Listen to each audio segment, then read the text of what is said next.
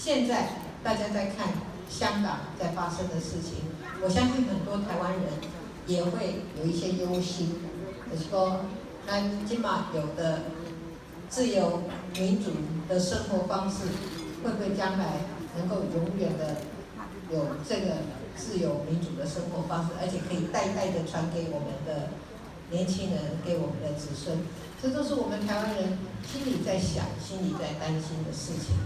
不过呢，我要跟大家讲，只要蔡英文做总统，大家都别担心，安尼好不好？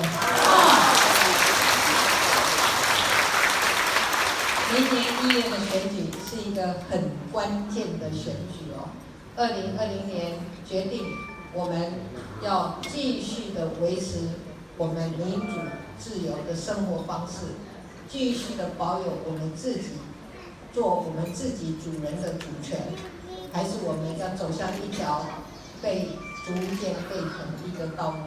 这个就是一个很重要的选择。所以我们跟大家讲，在这个关键的时刻，绝对不能做错决定。我们不但自己心头要有一个好的决定，要坚定我们的意志，而且我们四周的朋友、我们的亲戚，我们都应该跟他们说，请他们一起来支持我们。来，恭贺好不好？那今天我们的姐妹们回娘家，就是意思主席找大家来，就是要重新整队了哈，交付任务了。因为最后150天我们要全力冲刺嘛哈，阿妈妈被拜托大家3项代志了哈。第一件事情就是我很多人讲的，大家都是蔡英文的分身啊，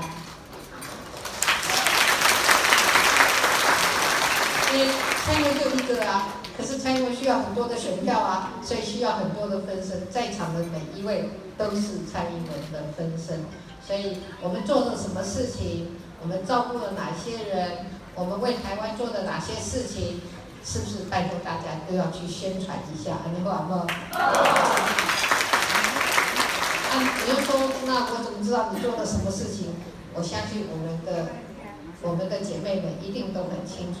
但是如果你要参考的话，可以上我的脸书，可以加入我的 LINE， 还有我们主席的脸书，还有我们党的脸书，上面都会把我们做的事情，还有我们觉得要告诉社会大众的哪些事情，上面都有。所以我们做点调查，加入我的脸书的请举手。好，我想这样看不清楚了，没有加入的举手看看。好了，你们被找出来了。赶快加入啊！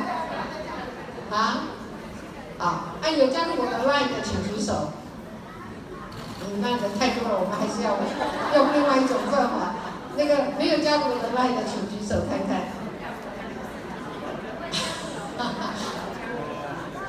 有些人是不敢举手的哦。所以我的第2个任务，还没有加入脸书、加入 LINE 的，请加入脸书跟 LINE， 你有没有？这个很重要哦，因为我们可以把讯息一直传，把正确的信息传给大家。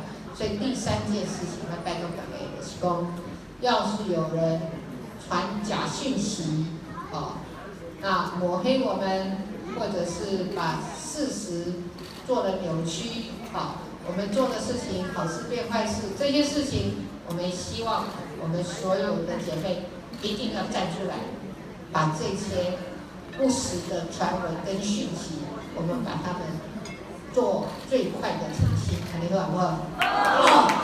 我们党部应该有澄清系统啊。如果有什么大家觉得很奇怪的事，马上跟党部来联络，我们党部一定第1个时间给大家做澄清。